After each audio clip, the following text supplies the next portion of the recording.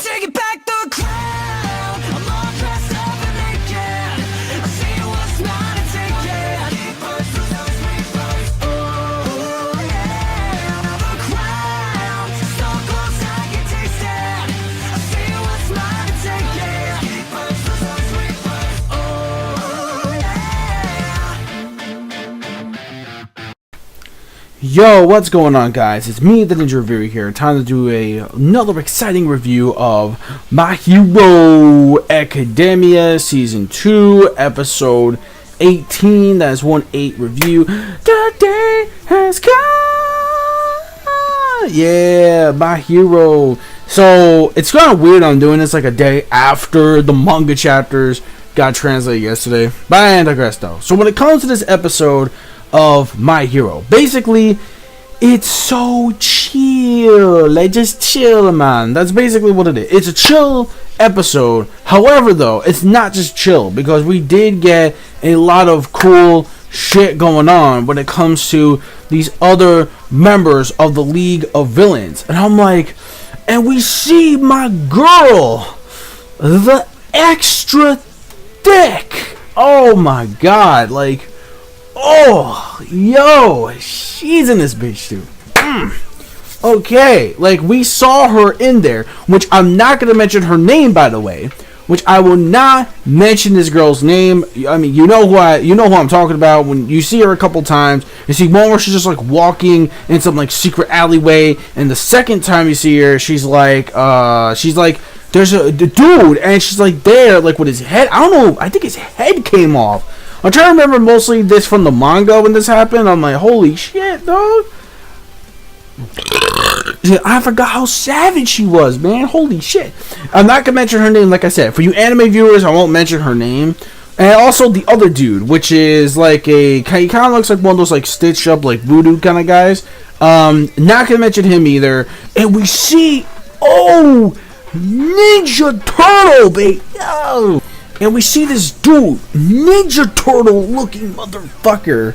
Him, again, won't spoil his name either, but you'll find out way later on he's going to be someone else. Looks like someone, like these people are obviously with the League of Villains, which is pretty obvious the way they look. They're obviously associated with the League of Villains. And especially we saw them because at the very end, when it comes to that little video that those guys showed, the ones that were at the bar, that they were talking about the days of why stained the hero, the hero killer, which by the way, there is a true reason on why he became the hero killer. That was at the very end of the episode. But let's just go to the beginning. Pretty much what happens really at the beginning is that I forget his name, but he's like the head police chief or the chief of staff or something like that, and he's a fucking dog human, and I'm like, what the hell? Oh, his name was Kinji Zorigami. That was his name, and he's like a dog thing. Now in the manga, he has a more realistic dog face. Here it sort of looked like he has the same thing, but not really. You could tell he's more cartoonish anime compared to the rest of the, compared to the manga version where he kind of looked more different. He basically looked like more of an actual dog, like an actual like real life dog. And it's like, holy shit, like realistically, what the fuck? So either way though, it's all good. So we got him, and he basically tells them that, well, just because like, we would reward you guys for going after the hero killer, but when it comes to the rules of UA students, they're not allowed to get involved in a situation like this. And Todoroki's like, look, man, we're supposed to be heroes in training. Aren't heroes to be the ones who are supposed to be saving people? Which is like, yeah. And he's like, well, that's, what makes you people so stubborn. You're kind of like, I don't know what kind of things Adivir and them have been teaching you. But, there's certain regulations, too, when it comes to the reputations of being heroes, and it's not just going into these noticing, and especially because you guys aren't true pros. Now, you only have to get the spotlight mainly if you're more like a true pro of a hero or whatever. Basically, they're still UA students. So, basically, if they were to go out of their way and say, look, we would congratulate you guys, but then we, not only they would get in trouble, but you will get in trouble as well, and meaning that will lead to your termination of actually, going back into the UA Academy. However, though, we're going to keep this under wraps, like, you know what I mean? In other words, we're going to keep it under wraps, so we're the only ones that know exactly what happened. But either way, it's not like I'm not gratitude for you saving everyone's lives and actually helping out defeating the hero killer and stuff like that. He goes, no, quite the opposite. I'm actually really grateful you did. We just gotta make sure we keep this on the hush hush. Like, nobody else can know about this.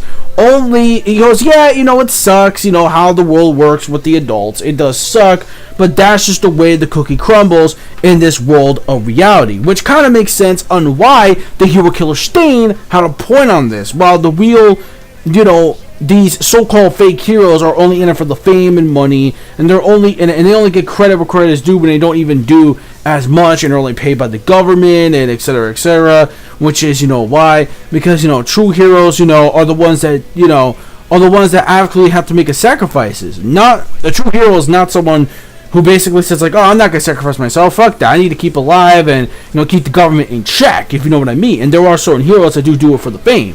So it makes sense on what the hero killer was doing. And also at the very end of the episode, it revealed that he wanted to be a true hero himself, like he did at the academy, but unfortunately his regulations or the way, unfortunately he was denied pretty much. He was denied the fact that his vision of an actual hero was played out. It was played out by the status quo, and because of the status quo, it was played out, and he would go on the streets, he would protest. Like, this dude was on some political revolution shit, and this dude was like, yo, he would go out on the streets, he would give people the good word that, yo, please do not be deceived by these so-called, heroes, etc., like, only the true heroes are the ones that make sacrifices. These people are just not the ones that make sacrifices, only to be regulated by the government, etc., kind of like all the corruption shit we have now in politics. So, kind of makes sense of what the hero killer Stain was going for. And honestly, this is why,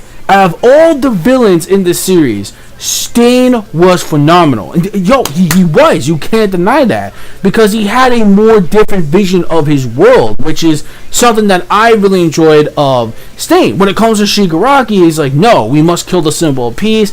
We will be the ones to be represented as actual representations to the world. But his way is different. He just wants to look all cool. He basically just wants to make the world a more eviler and scarier place and more pretty much terrifying to live in. That's pretty much his dream. And obviously he's dreaming of a child, because if things don't go his way, he goes into a temper tantrum, and he basically, I'm not saying that Shigaraki is a terrible villain altogether. It's just that his motives are just much of a man-child. But other than that, though, we can kind of see like reasons, especially now when it comes to later in the series, which I won't reveal. But yeah, you do get to see a little more development of Shigaraki along the way.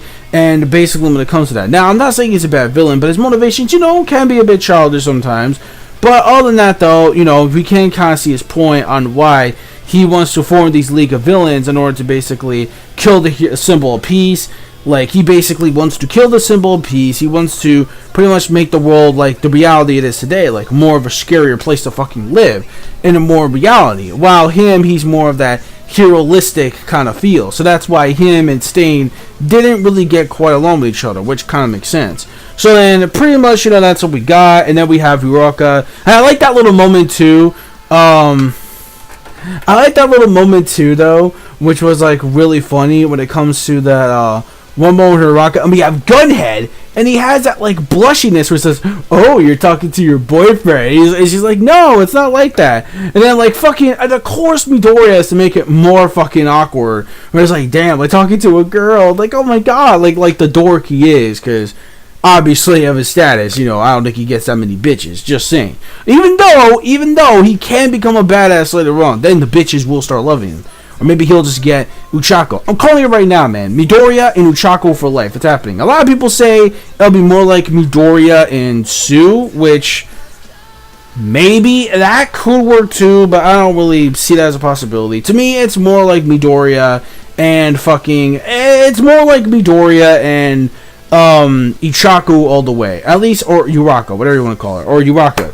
Whatever. Basically, I just see those two. So basically, we didn't really get a lot like stuff in the episode, but then finally we got revealed that when it comes to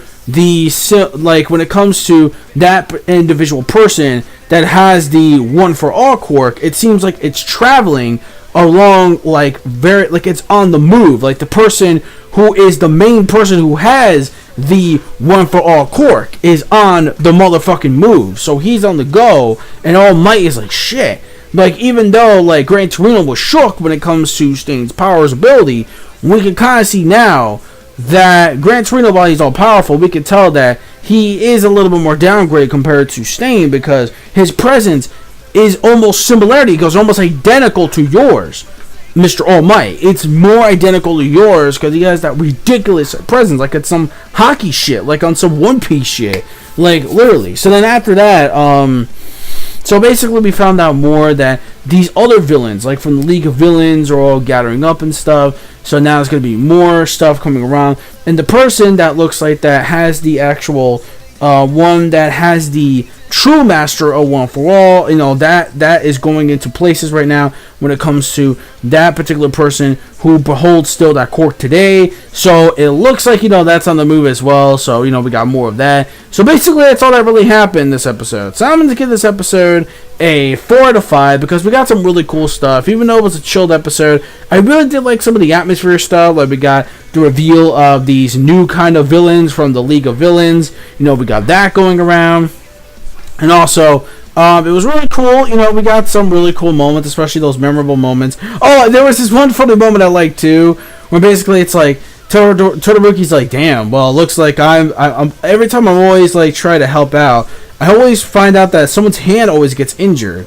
It's like it really sucks, you know." And then like they're all laughing. It's like, I'm being serious. It goes like the hand crusher or some shit like that. Get over there for Todoroki. It's like, no, come on, guys. Quit trying to fucking play with the man like that. Stop it. He's having a serious moment here. So that being said, that's pretty much it. Let me know your thoughts in the comment section below of this week's episode of My Hero. Now, even though next week is somewhat canon, it looks like we're getting an anime-only episode when it comes to this particular part, because I do remember the other stuff in the manga that happens afterwards, where, you know, from the preview, it looks like we're gonna get into everyone's like positions and where they are when it comes to their internship with the pro heroes. So we have that coming up next week.